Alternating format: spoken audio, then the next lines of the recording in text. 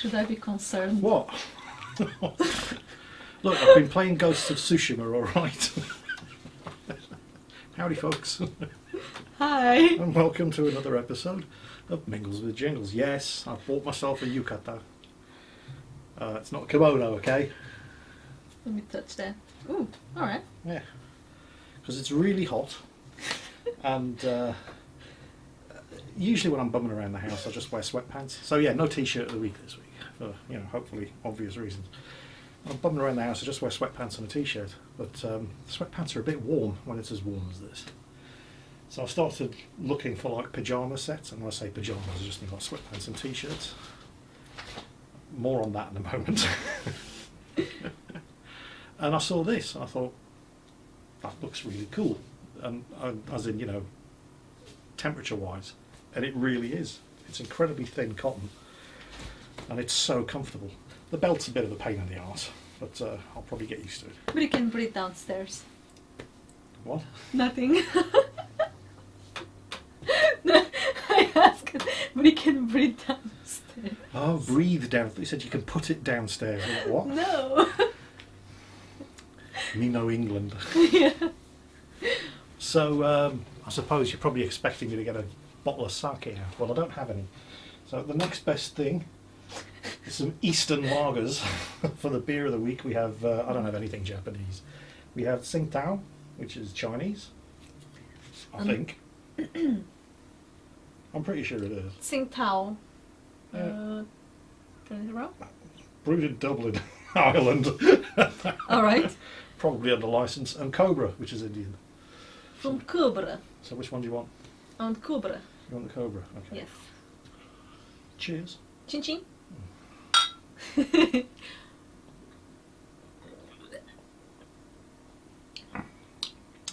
okay. I like it. You wanna I've try? had, no, I've had Cobra. Okay. I've never tried this stuff before. Can I try? Yeah, sure. It's all right. It tastes like Carlsberg. It's a lager. Yeah. So yes, so we were out shopping 2 weeks ago. Yes. And Rita spotted this thing for the cats. I can probably show it to you. Just a second. He's just trying to find reasons to stand up and show them. Yeah, sure. I don't know how well you can make this out. It's basically, it's just a tube. It's a little tunnel. The cats have been going berserk with it.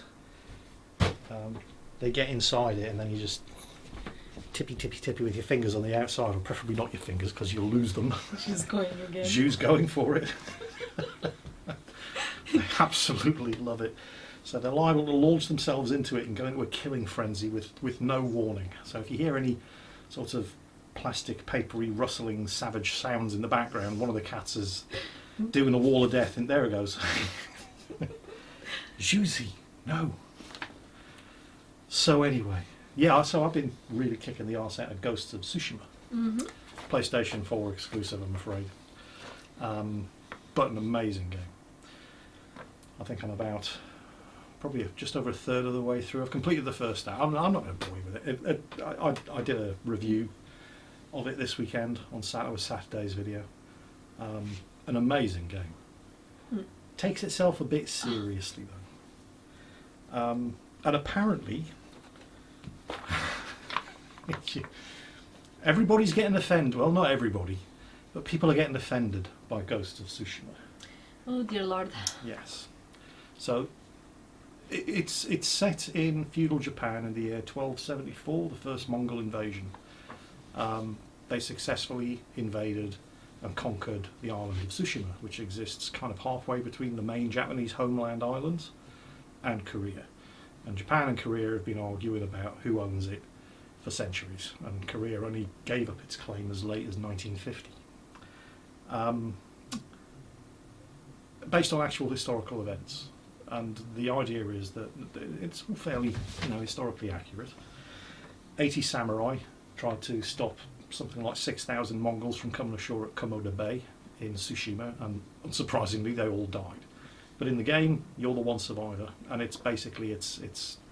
I think in my review, I called the game Far Cry 6 Ghost Redemption Samurai, because it's basically that kind of Ubisoft open world game. But it's very, very good, even if it does take itself a bit seriously. And it's been getting all kinds of praise, particularly from Japanese critics. Oh yeah, they're very open with that. But apparently that's just not good enough for some people, because it's stealing Japanese culture. It's cultural appropriation, because Sucker Punch Productions are an American studio. So that's cultural appropriation now. Apparently they have no right to make a game about feudal Japan, completely ignoring the fact that the game is paid for, owned and published by Sony. Yep. They're a Japanese company, aren't they? Seriously, Zhu, we'll have to talk about your timing. So yeah, a Japanese game. Oh my god. We're going to have to sort out a cat cam. That's what she's doing is hilarious. Oh my God. I'm sorry. Don't worry, we'll edit that out. So apparently a Japanese game, because you know it's owned and published by a Japanese company, isn't allowed to reference Japanese culture because that's cultural appropriation. Yeah, well this bullshit is primarily coming from Western critics getting morally outraged on Japan's behalf, while Japanese critics are lavishing nothing but praise. Asian Americans are also jumping on board the bandwagon, desperate to get their names associated with anything that might hint at a shred of relevance, with one tweet in particular, and I loved this one. They're wrestling now. Sorry, never worked with children or animals. One critic in particular on Twitter, from a guy called Tony Choi, just hit the unintentional irony barrier at full speed and broke clean through the other side, where he said, and with a completely straight face, he wasn't joking or anything, "I really love it when Asian Americans raise serious concerns on an issue and white people go behind our backs to Asia to ask Asians in Asia what they think instead of actually asking us." This was in response to a tweet showing Japanese critics saying that they loved the game. Yeah. While you're struggling to wrap your head around the multiple layers of bullshit, arrogance and delusion contained in that one tweet, you'll be delighted to know that it's even more hypocritical than it appears at face value, because Tony Choi isn't even Japanese American. He's Chinese American. 2020. He's getting outraged on Twitter because Japanese critics love a Japanese game and didn't have the decency to ask the Chinese Americans for permission first. What a time to be alive. Yeah. Oh. My favorite, one of my favorite comedies ever is actually a British man making fun of the Portuguese. Oh, Tony Farino. Yes. Is the character. Steve Hoogan? Steve Coogan. Coogan, Yeah. yes. Yes. And it's funny because it's true. Yes, I really love it. It's one of my favorite. He plays this character called Tony Farino, one of the many characters that he does, who's basically this Portuguese Lothario. He looks like Dr. Disrespect. Yeah, he looks like Dr. Disrespect, Yeah. but he thinks he's a sex machine to all the chicks. Yeah. Right, but he's the kind of 1970s, like your grandmother would have loved, pop star singing love songs while wearing the most terrible clothing with the worst haircut, the greasiest moustache, and the cringiest backing dancers. Yep. You know, the kind of thing. And lyrics, he has songs like Lap Dancing Lady, Bigamy at Christmas, Help Yourself. Yeah. So he's a piss take, but the Portuguese love him. Yes. Because we still kind of have singers like that in the country. Yeah, that's why I say it's funny, because it's true. Yeah. You know, the kind of things that you well, I don't know. I think you do. Oh, I'm on thin ice here. You do, okay? I think you do still get entertainers like that in Latin countries. Yeah, I suppose so. Whereas in, you know, Western European countries, that sort of thing died in the 1970s. But it's still hanging on in Latin countries. So, like I say, it's funny because it's true. Yeah, I like it. Anyway, I'd like to thank one of my subscribers, Lee Bradley, who informed me that a YouTube channel going by the name of Sea Lord Mountbatten, good name, had an unlisted trailer for a Battle of the Denmark Strait video that he was making, and it was unlisted, so the only people that were able to view it were people that he actually sent the link to. And it was pulled for violating YouTube's hate speech community guidelines. The only speech in the entire video was from a British World War II newsreel talking about the launch of the Bismarck. So I've actually seen this footage. I've used this footage in one of my World of Warships videos, probably to do with the Bismarck, because Hitler was present at the launch ceremony, and there's German, well, Nazi flags with swastikas all over the place, because it was a German propaganda film that was repeated in a British newsreel talking about the launch of the Bismarck. So I know exactly the video clip that he's talking about. The thing is, and much like when I used this video clip, I got it from YouTube. So it's up there on YouTube, the newsreel of the Bismarck being launched.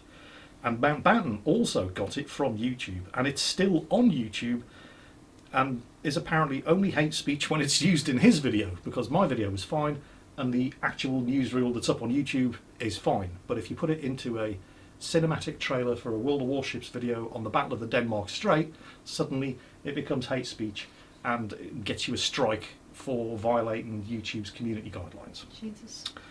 So he, of course, appealed the strike, and he got a reply within 10 minutes. All right. Right, in less than 10 minutes, his appeal had been reviewed, apparently, and decided it was still hate speech, so fuck you. YouTube expects us all to believe that in less than 10 minutes, someone read his email, went to his channel, watched the video, came to a decision, composed and sent a reply in 10 minutes. I don't fucking think so. Because have you ever tried to talk to somebody at YouTube? I won't even try. I have tried. I can't remember the specific circumstances, but there was something to do with something on my channel. This was years ago. And anybody who's ever been in this sort of situation will know exactly what I'm talking about. It's next to impossible to talk to anybody. Yeah. Your emails get answered, but it's a bot. You spend all your time talking to a bot. In order to actually get somebody with a pulse to respond to one of your messages, you have to generate a social media shitstorm on Twitter. Yeah, pretty much. Otherwise, they just ignore you and let their bots respond and deal with whatever the problem is. So, unfortunately, yeah, I don't see any chance of him getting that community guideline strike removed any time in our lifetimes. So, Ubisoft? What they have done now? Well, you're aware of the litany of sexual abuse and misconduct allegations, and the huge number of senior executives who've been forced to resign and who are being investigated. And their chief executive officer is dodging all blame for the litany of sexual abuse and misconduct investigations riddling his company. Here's the thing. You're the guy in charge. You know, the buck stops there. At the end of the day, whether you knew about it or not, it's your responsibility. Yep. And he's, no, nothing to do with me, I knew nothing about it. Well, this works one of two ways. Either he did know and did nothing about it, in which case he's a criminal, or he didn't know, in which case he's fucking incompetent. Yep. You can't have it both ways. Well, that was a bit of a conversation, Kim. I'm staying quiet on that one. Oh, fair Yeah. enough. Uh-oh. There's a demo of a new game. Well, the game isn't out yet, but there's a game that is not yet out. It's called Succubus. I just read about this on PC Gaming, PC Gamer's website. Oh, you're not going to believe this. So the game isn't out. It doesn't have a release date, but a demo for the game has been released on Steam. All right. And if you download and play the demo in the first hour, you can expect to punch off a man's jaw, rip off his dick, and then stomp on it. Watch a man feed his own shit to a big-headed demonic baby. Fuck. Take a bath in blood using hell bugs as sponges. And last but not least, rip an unborn child out of a pregnant woman who is in-game labelled as a first aid kit, and then eat it to regain health. You can expect to be doing all of this in the first hour. The full game isn't out yet, it has no release date, but the demo is so far receiving mostly positive reviews on Steam. Well, of course it is. Do you get the impression that they're hoping to make it as shocking and edgy as possible? Yeah. So that people are just writing about it. They don't really care what people are writing about it, as long as people are just writing about it. As long as they get it out, yeah. Yes. Yeah, I think so. That reminds me of there was this one trailer that was pulled out. I can't remember by whom. Damn, my memory. Called Gamer Girl. Basically, it's all about like this live streamer / YouTuber girl, and she gets you get to play, I think, as a moderator of her channel, but you can stalk her and be all sorts of fucking weird and creepy and abusive. This is a Steam game, is it? I will have to check it out. It's going to be a Steam game because the Steam just doesn't curate. Anybody can publish any old shit on Steam.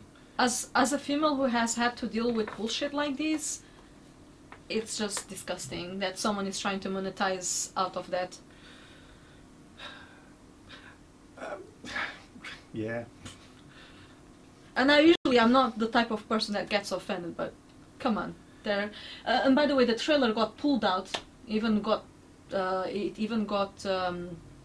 hyped on Twitter. Like, people were really fucking upset about it. How can I put this? On the one hand, you've got freedom of expression. Yeah.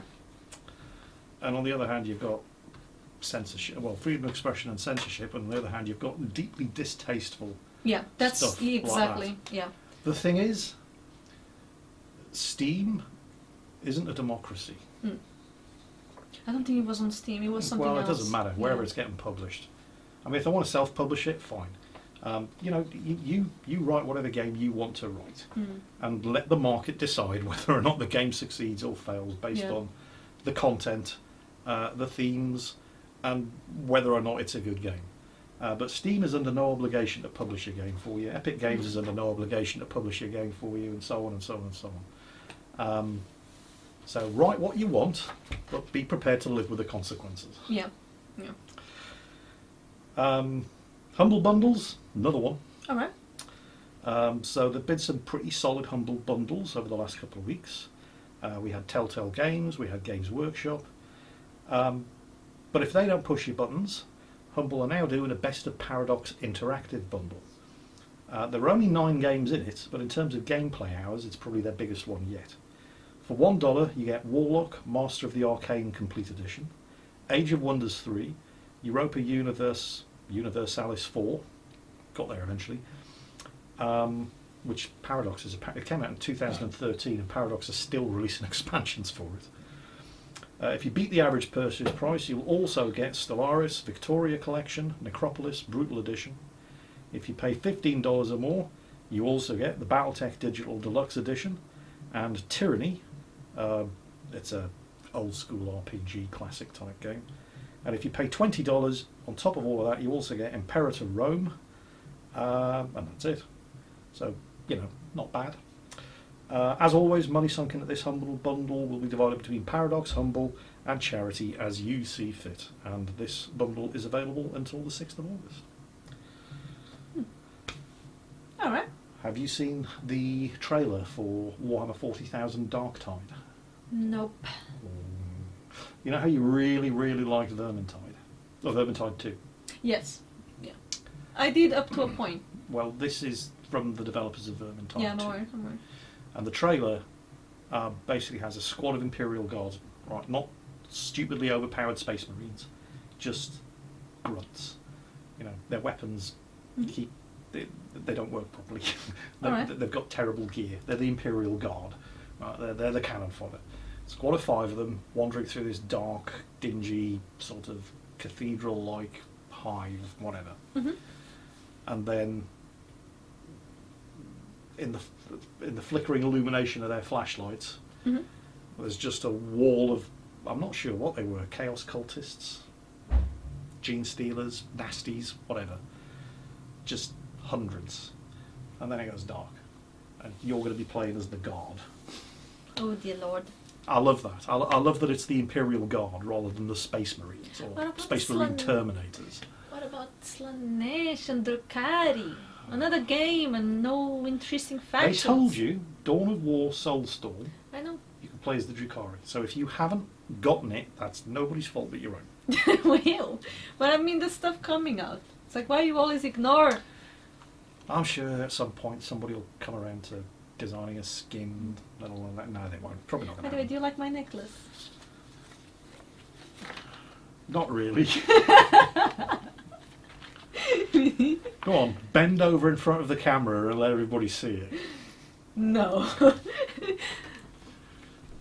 That's my necklace. So I just... You're welcome. I covered. Yeah. So, in other news, I just saw the news that because E3 was cancelled this year, not that anybody really cares,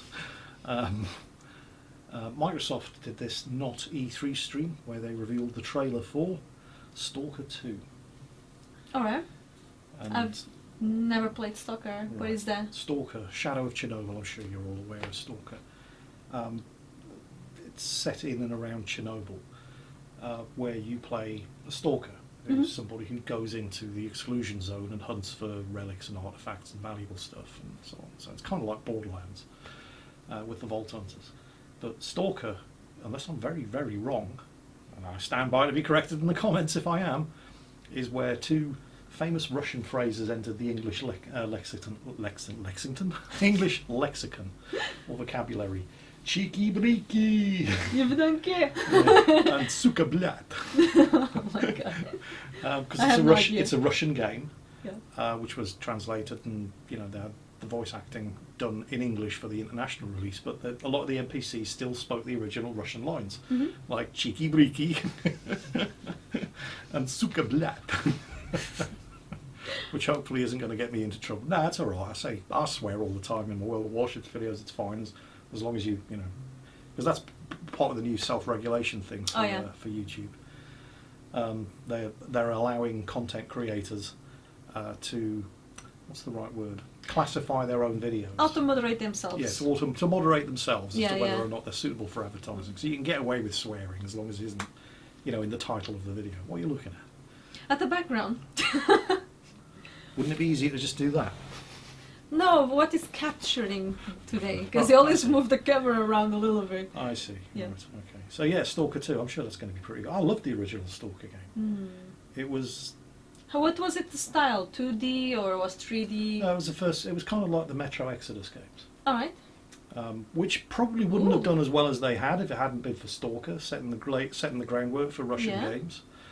And now you've got Escape from Tarkov. Is that actually a Russian game? Escape from Tarkov? I know it's set in Russia, but is it a Russian? I don't know. I haven't played it. But yeah, so Stalker 2 is on the way at some point in the future. I'm probably gonna have a go at that. All right, me too. I like this style. Yeah, and I've been getting really. I mean, thank God for Ghost of Tsushima. It's been me something new to play lately because there's been.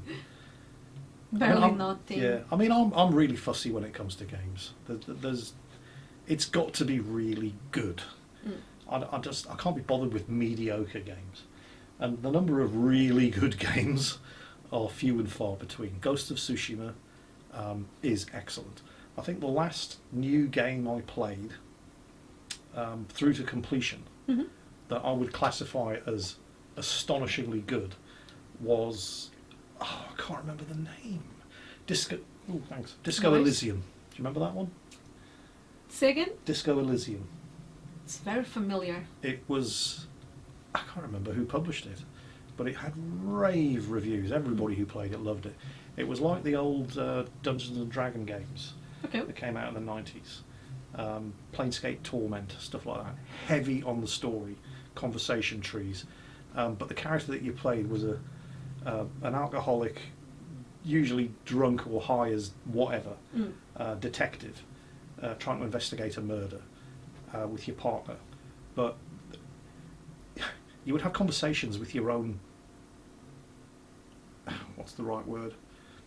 Yourself? Yeah, not just yourself, but the different parts of your personality. Multiple personalities? Yeah, I'm struggling to remember but there's various different psychological terms for different parts of a person's personality. The id would be, or your id would be a character that you would have conversations with. Your sense of logic and perspective and how you respond. It was just bizarre, seriously. It defies description, but an amazingly good game. And I'm pretty sure it's on sale at the moment, because Epic, there's a sale going on in the Epic Game Store as well. You can get Assassin's Creed Odyssey for 67% off, for example. Most of the sales that they have are 50% price reductions, and I'm pretty sure Disco Elysium, which wasn't an expensive game in the first place, Right. is also now available on sale. An amazingly good game. But that, I think, is the last new game that I played that I would have given, 8 out of 10 or higher to. The majority of the stuff that comes out is just trash. I mean, a lot of the stuff that I get offered as well, because I'm constantly getting Steam keys for games sent to me, and you can tell how many of them I actually enjoy playing by the number of games, videos that I put up on them. I mean, very few. I'm incredibly picky. I mean, if I do a review on a game, it's because I loved it. Oh yeah. Oh yeah. That there was almost nothing that I didn't like about it, which is why you only ever see, the usual World of Tanks, World of Warships, and now Elite, and then some very, very rare reviews like the Ghost of Tsushima review that came out on Saturday. Which I just want to get this video done so I can get back to playing it, because I've almost unlocked my family armour. All right. Don't ask. I saw you wearing some cloth earlier. Yes. Do you actually wear a proper armor? Yeah, there's all sorts of different outfits that you can wear. There's the samurai clan armour, and they can all be upgraded. What you probably saw me wearing was the traveller's attire, which is just cotton stuff. Yeah, was what I saw. And that increases the, what's the right way of putting this? The fog of war on the world map. As you travel through areas, it opens up the world around you, lets you see what's going on, what's happening on the map, and you can see further on the map when you're wearing the traveller's attire. All right. When you're wearing the Ronin gear, that's the stealth stuff. Enemies detect you slower. You do increased melee damage. It's good for assassination. Then you've got the samurai archer gear, which is specialised towards shooting and archery and all that sort of stuff. The other thing that I forgot to mention in my review that I put up on Saturday was that one of the things that it does, because when you're playing something like Far Cry 5 and you're taking down an outpost, trying to open up control of the map, they're all very, very similar. It's kill all the baddies in the outpost without them setting off an alarm. That's basically the objective every time you do an outpost. But in Ghost of Tsushima, while those are the principal objectives, you've also got bonus objectives which give you better rewards at the end. All right. And they're different every time you reach an outpost. So, for example, you could get one outpost, and it's okay, kill all the Mongols in the outpost. Yes, obviously, but also kill 2 of them while they're on fire. And that sounds like a World of Tanks mission. Yeah. Kill 2 of them while they're on fire. Yeah. And rescue 3 hostages. So you have to, because I love just walking up to the gates and going, come and have a go if you think you're hard enough. But you can't always do that, because some of the objectives for this particular outpost or village that you're trying to free might be rescue 3 hostages. And if you just alert every Mongol in the camp that you're there, the first thing they do is they kill the hostages. So you have to, and in some of the objectives, do it the sneaky way. Oh, I hate that in games. Well, I hate. Well, you don't have to. Yeah, screw the hostages. Yeah, that's just the bonus objective, right? You can say, fuck it, just walk up to the gates and say, come and have a go if you think you're hard enough. Fuck the hostages. You'll still liberate the outpost. Like in games, especially like in Skyrim, I'm just entered there with my massive character nuts. And I'm like, oi! What she said. Come fight me. Or, for example, do an assassination kill from above. So you've got to get on top of the buildings and wait for somebody to walk, and then. Yes. There's another move that you can unlock. It's an assassination kill where you basically you get into one of the buildings. You know they've got these like paper, wooden lattice doors. Kill somebody on the other side of the door by basically sticking your sword right through the door and him. And this is just Are you allowed? so good. Are you allowed to sneak in someone's home while they are asleep and kill them with your own sword? No, you only have. You can't pick up other weapons. Oh, you wouldn't do it. That's a shame. You're a Clan Sakai samurai. You've got the But Clan that's Sakai the biggest katana. dishonor you can give to someone. Kill them with their own sword. Yeah, but a samurai wouldn't use somebody else's sword. Alright. Right? He's got his own ancestral sword set. Not His dirty katana enough and then. his tempo. You know, sorry, that's just the way it is. But yeah, I've even forgotten what we were talking about. We're just completely off topic. I just seen you so invested into this game. I've even caught him watching a documentary about Japanese history. Yes. Do you know, sir, there were the Portuguese who introduced firearms to Japan? It's always the Portuguese at fault, isn't it? Yes, and in fact, they, for a long time, they only had trades with us, to the point that a lot of, we influenced each other's language. Oh, that I didn't know. Yes, yes. So words like arigato, tempura, for example, tempura comes from tempero, which means like it's a saucy sauce. But without us would not be tempura, for example. It would be something Japanese. Yes, yes. But the recipe itself came from Portugal. We taught them that. And many, many things. But the guns that they took from us, that we sold them, they eventually became better at it than the Europeans. It's Japan through and through, isn't it? Yeah, yeah. They really developed better weapons than the rest of the Europeans at the time. Yeah, she's mentioned I was watching a documentary. The Japanese, I think, I forgot what it's called, the Yaru? You know, the Japanese samurai's bow, which is really, really weird because you hold it kind of a third of the way up the length. So it's like that far down, but that far up. And that and an English longbow with the same amount of pull, the same amount of poundage in pull, the Japanese bow outperforms the English longbow. All right. Because of the way it's made. But then again, it takes a Fletcher a day to make a longbow, not 6 months to make a Japanese samurai bow. Because you've got to, it's all laminated, composite. The bamboo has to be smoked for 6 months, then glued together and stretched, and so I would love to go to Japan with you. I would love to go to Japan with anybody. Well, one day.